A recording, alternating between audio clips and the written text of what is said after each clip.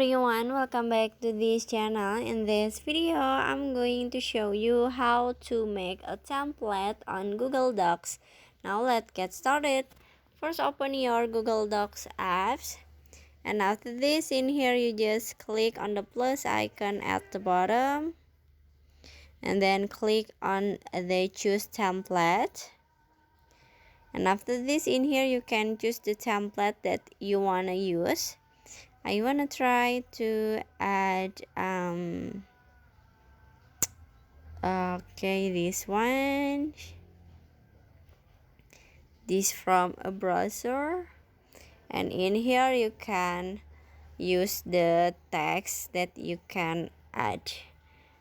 Okay, just click to tab like this, and in here you can change the text and finish. So that's how to make a template on a Google Docs. I hope you found this video to be helpful. If you enjoyed the content, please consider like, comment, and subscribe down below. Bye bye.